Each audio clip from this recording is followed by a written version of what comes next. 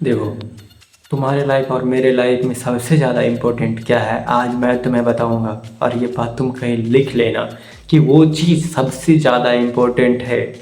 चलो आज देखते हैं कि मैं क्या तुम अभी फर्स्ट एसी क्लास में ट्रैवल कर सकते हो। एक फर्स्ट एसी क्लास की टिकट कितनी में आती है? लगभग मुझे नहीं पता है कि कितने की आती है। एक चलो मिनिमम मान लेते हैं कि हमको 1000 किलोमीटर ट्रैवल करना है, ठीक है, यहाँ से दिल्ली हमको जाना है। तो दिल्ली जाने के लिए हमारे पास लगभग फर्स्ट एसी क्लास में अगर ट्रैवल करना है तो कम से कम 3000 तो लगेंगे ही लगेंगे। 3000, 3,500, क्योंकि इससे सस्ता में तो नहीं हो सकता है फर्स्ट एसी क्लास में। 3,500, 4,000 तक लग ही जाएगा। तो चलो मैंने बुक कर लिया है, उसे अब यूज करने की बारी आई तो हम घर से निकले आराम से। मुझे ये नहीं पता है कि सीट नंबर तो पता ही नहीं है कि मैं कौन से नंबर, तो यहाँ पे थोड़ा मैं कंफ्यूज हो गया यार कि चलो कि मैं मेरा सीट नंबर कौन सा, बोगी कौन सा है। चलो वो किसी भी तरह मैंने पता कर लिया, वहाँ गया, ठीक है।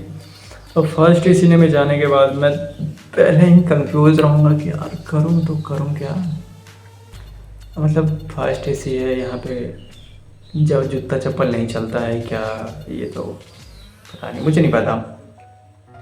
तो वहाँ जाने के बाद फर्स्ट एसी क्लास में होगा क्या, एक पर्सनल रूम होगा, मित्र को बैठा सकते हो साथ में। तो खैर मेरा मित्र तो कोई है नहीं तो मैं किसे बैठाऊँगा। तुम्हारा है तो कोई ले लेना तुम उसे।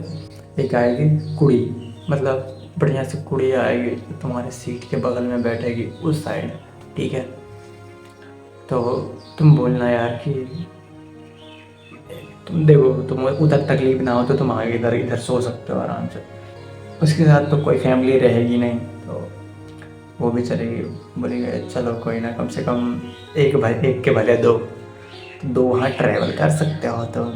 तो फिर आराम से बातें बातें करते करते करते करते लगभग 800 किलोमीटर बीत गए हैं तुम्हारे, बस 200 किलोमीटर बचे हैं कि भाई अब क्या होगा। अब तो हम लोग इतना देर तक साथ बिताए हैं, मुझे तुम्हारे साथ बहुत अच्छा लगाव होने लगा है, ऐसा फील लगेगा तुम्हें। तो अब क्या होगा, 200 किलोमीटर बचा है तो कुछ देर, ना ज़्यादा देर लगेगी ना ज़्यादा कम समय लगेगा, बीच में है पूरा। तो क्या किया जाए, तो अब लड़की से बोलते हो कि अब तो यहाँ से कहाँ जाओगे। तो बोले कि यहाँ से मैं इधर जाऊँगा, फिर वहाँ से मैं लॉज में जाकर वहीं से पढ़ाई करूँगा मैं। तो तुम सोचते हो यार कि यार काश ऐसा होता ना कि मेरे साथ वहाँ तक जाती, जहाँ तक मैं जाता, उसके बाद फिर वहाँ से उसका घर ना, उसका रूम पास में ही होता, उसका लॉज, तो कितना अच्छी बात होता ना। वो लड़की बहुत ही सुंदर ठहरी, उसे दोबारा बात करने की कोशिश करता कि तो और बताओ। तो वो लड़की ना, वो भी लड़की सहमी हो जाती है, क्योंकि ज़्यादातर लड़कियाँ जो है अगर कुछ भी हो तो वो अपने तरफ से बयान नहीं कर पाएगी। हाँ नफरत दिखा देती है बट प्यार नहीं दिखाती वो अपने तरफ से पहली दफ़ा में। तो वो तो नहीं दिखाने वाली है, तुम्हें ही कुछ करना होगा बेलज्जी की तरह। हाँ तुम बोलोगे यार इतना देर तक तो हम लोग साथ में रहे, अब मैं जब तुम्हारे बिना तो कैसे रह पाऊँगा, मुझे नहीं पता, तो कभी कभी मिल सकते हैं हम। तुम ऐसा बोलोगे तो वह बोलेगी यार चलो ठीक है कोई बात नहीं। तो फिर तुम उसका व्हाट्सअप नंबर ले लोगे तो बोलेगी अरे इंस्टा चलाते हो ना तो इंस्टा ही दे दो, क्या बात है। फिर उसके बाद दोनों तुम उतरते हो, बोलो चलो चाय पीते हैं एक बार। फिर तुम दोनों स्पेशली जाते हो चाय पीने, वो भी दिल्ली की सड़कों पे। तुम जाते हो, बहुत ही प्यारा मौसम हो रहा होता है, उधर से एक आंटी आ रही होती है ताली बजाते हुए, ताली बजाती है तुम्हारे सामने, बोलते यार दे ना रे।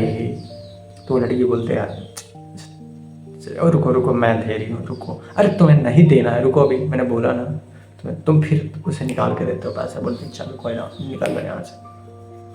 तुम सोच रहे होते हो मन में जो इसे मैंने 20 रुपया दिया तो फ्लेक हो जाता, एक गोल्ड फ्लेक और एक चाय हो जाती।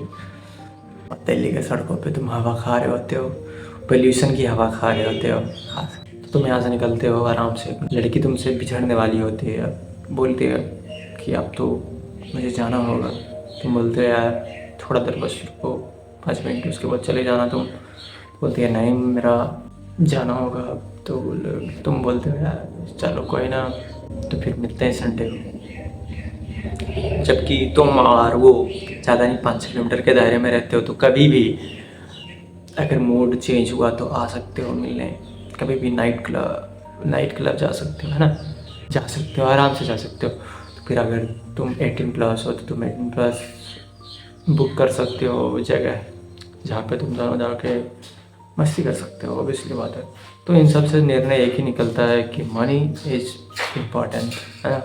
अगर वो तुम्हारे पास नहीं है तो तुम फर्स्ट ऑफ ऑल नंबर वाली बात थी कि तुम फर्स्ट एसी की टिकट ही बुक नहीं करते। तो बुक नहीं करते तो जनरल डिब्बा में जाते हैं, तुम्हें उनकी हालत पता है ना कि जनरल डिब्बा की हालत क्या है।